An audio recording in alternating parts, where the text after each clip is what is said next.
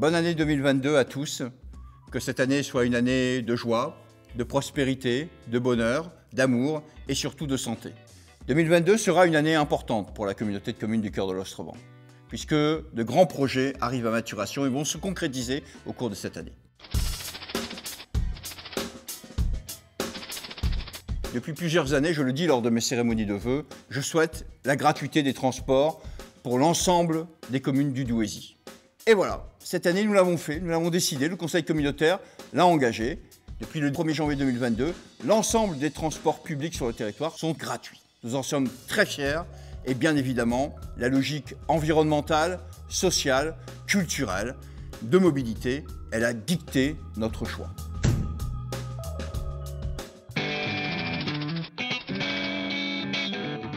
Comme je le dis souvent, pour accueillir, il faut être accueillant. Et donc, nous avons créé les conditions pour accueillir ces entreprises. Et nous avons eu des résultats. Aujourd'hui, sur nos zones d'activité, à Barrois, à Pécancourt, plus de 95% de la zone est commercialisée. Nous sommes dans la zone d'activité Barrois, à Pécancourt. Je rappelle que cette zone d'activité, en 2014, il n'y avait aucune entreprise qui était installée sur son territoire.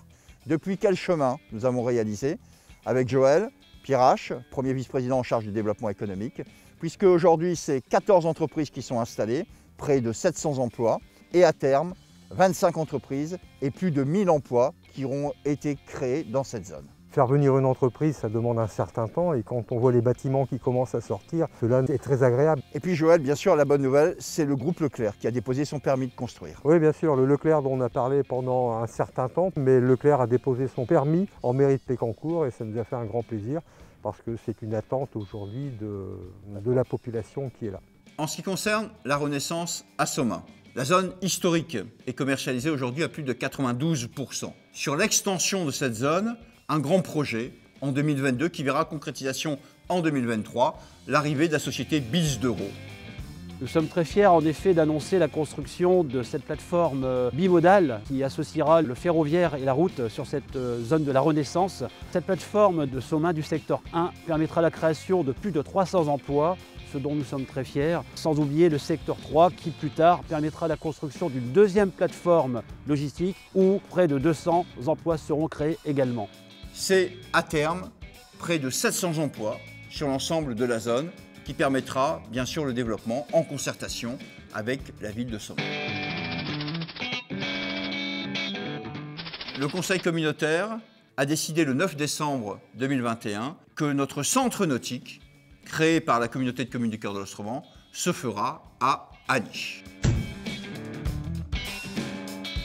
C'est un projet qui nous tient à cœur, car comme le disait le président, l'apprentissage de la natation est primordial, mais on souhaite également donner la possibilité aux compétiteurs de s'épanouir dans un club. Et puis on a pensé également que les gens qui n'avaient pas forcément la fibre nageur pouvaient également venir bénéficier d'un espace ludique, bien-être, santé. Les élus du conseil communautaire ont choisi ce terrain à Aniche. C'est un terrain idéalement placé puisqu'il est proche de toutes les commodités et facilement accessible par les transports en commun, aujourd'hui gratuits. Donc on estime ce projet entre 12 et 14 millions d'euros, mais il est fortement subventionné. Par ailleurs, la ville d'Aniche cède ce terrain à l'euro symbolique. La construction de ce centre nautique, ici à Aniche, sera le grand projet du mandat. Il sera un élément d'attractivité incontournable pour notre territoire. Aujourd'hui, nous sommes l'intercommunalité qui a le plus investi dans l'engagement pour le renouveau du bassin minier. Avec les rénovations thermiques de la cité Orto à Ornain, mais aussi de la cité Barrois à Pécancourt. L'an dernier, avec monsieur le maire de Pécancourt, Joël Pirache, nous lancions la première tranche de rénovation thermique pour améliorer le confort de vie des habitants, mais aussi pour diminuer leurs factures énergétiques. J'ai fait 4 chambres en bas il y a une grande pièce ouverte. J'ai fait salon, cuisine, puis après il y a la salle de bain et toilette. Par rapport à l'autre côté, c'est plus grand. Il y a plus d'espace pour les enfants. De l'autre côté, je payais un petit peu plus. Et malgré que le chauffage y allait, on sentait l'air. Le RBM, c'est une compétence fondamentale de Cœur d'Ostrevent.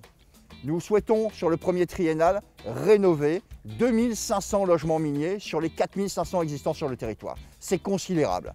Nous avançons et nous essayons de faire le mieux possible. Ici, à Pécancourt, 330 logements rénovés, une belle rénovation. Monsieur le maire. Oui, c'est ce que la rénovation qui a commencé, phase 1 qui va bientôt se terminer, phase 2 qui est démarrée et aujourd'hui c'est une bonne chose. Maison Cité aussi a fait une expérience avec le béton de chanvre qui devrait aujourd'hui permettre des économies d'énergie.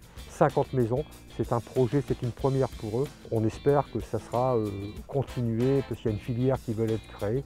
Après Pécancourt, ce sera la rénovation des cités Agache à Fenin, les cités du Chauffour et du Bois Brûlé à Decesval à Somain et également à Magny, la cité du Champflon.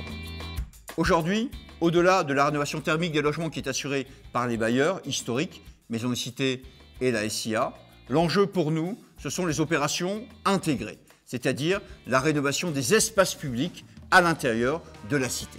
C'est pour cette raison qu'il y a quelques jours, j'étais à l'Élysée pour dire que le compte n'y était pas et qu'il fallait bien sûr que l'État permette d'assurer le financement de ces opérations intégrées dans chacune des cités minières de notre intercommunalité. Et à terme, sur le deuxième triennal, nous souhaitons la rénovation de 14 cités minières sur l'ensemble de la communauté de communes du Cœur de l'Ostro.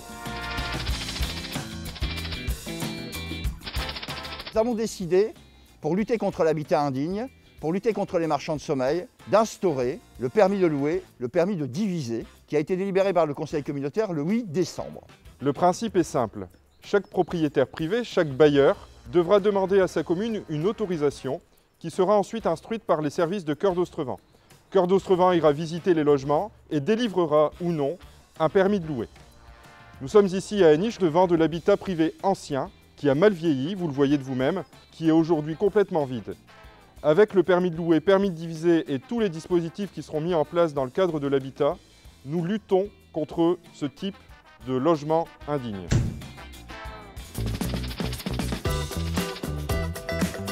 Nous avons décidé, il y a maintenant 3 ans, de prendre la compétence tourisme.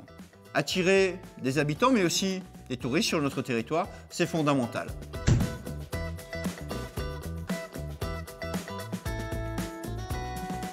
L'office de tourisme de la communauté de communes du Cœur d'Ostrevent a été inauguré en octobre 2019, ici à Pécancourt, au pied des cités Lemay-Sainte-Marie, patrimoine mondial de l'UNESCO. L'objectif de l'Office de tourisme 2022, c'est de rendre heureux ces visiteurs, de leur proposer une multitude de visites, d'animations aussi bien uniques qu'atypiques, des sports de nature, du bien-être et du savoir-faire.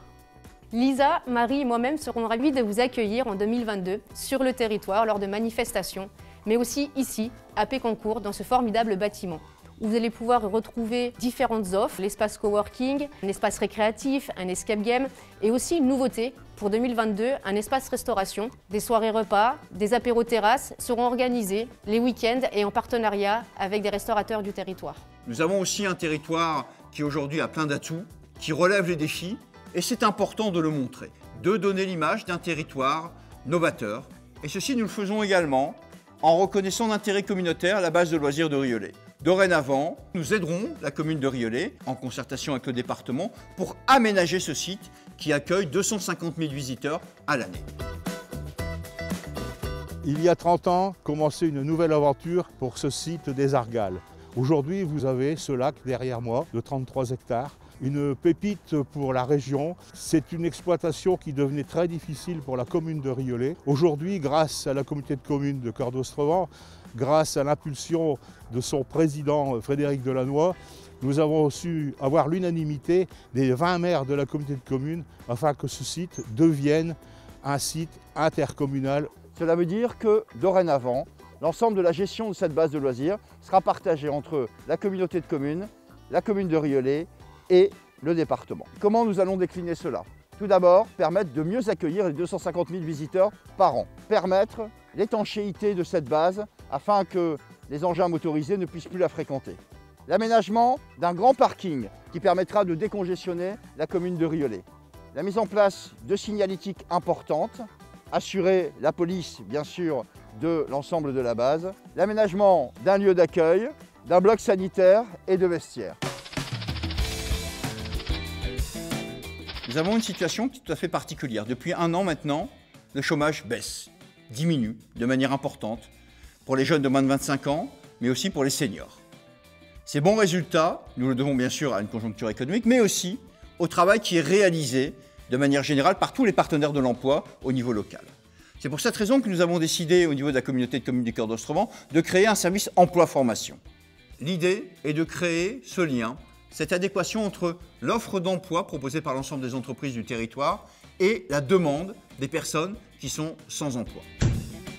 Tu as pu être identifié par le service emploi du cœur d'Ostrevent. Depuis qu'on te connaît, qu'on t'a rencontré dans le cadre des permanences de proximité, tu as pu participer au recrutement dans le cadre de l'ERBM de la cité. Nous avons d'ailleurs été labellisés Cité de l'emploi pour permettre encore un travail plus important d'aller vers les demandeurs d'emploi pour leur proposer ou arriver à leur proposer des offres d'emploi issues d'entreprises de notre communauté de communes.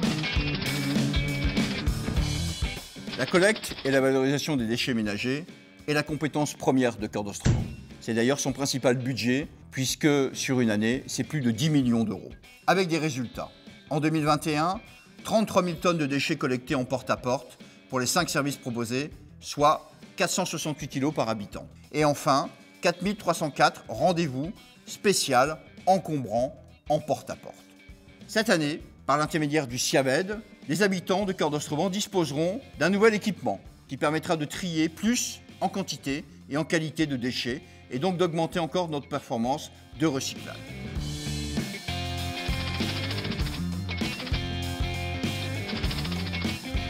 Le déploiement de la fibre optique est pratiquement achevé. La participation financière de la communauté de communes du Cœur de l'Ostrevent, versée au syndicat mixte numérique 5962, s'élève à 850 000 € pour l'ensemble des raccordements.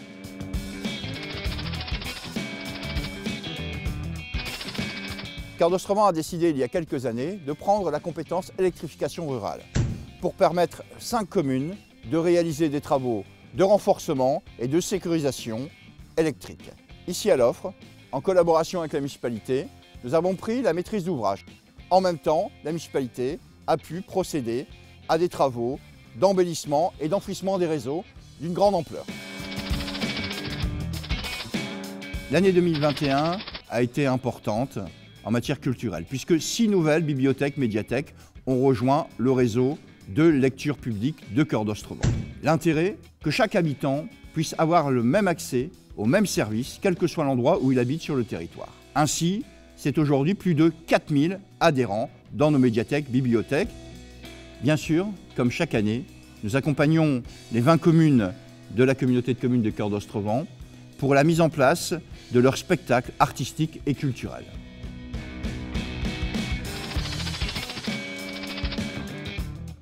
Cœur d'Ostrevent s'est engagé en matière de santé dans des politiques publiques ambitieuses, sociales et visionnaires, avec comme objectif réduire les inégalités sociales et territoriales en matière de santé sur le territoire. Je suis ici avec Sylvie Larivière, vice-présidente en charge de la santé. Cœur d'Ostrevent a décidé de définir une politique de santé publique ambitieuse, partenariale et de proximité, notamment avec le contrat local de santé. 3 axes de travail ont été déterminés. Le premier axe permet d'accompagner la population dans les actions nationales de dépistage des cancers, notamment du cancer du sein avec Octobre Rose et colorectal avec Mars Bleu. Un deuxième axe de travail vise l'équilibre alimentaire dans les écoles et d'autres lieux également, ainsi que le sport santé accessible à tous.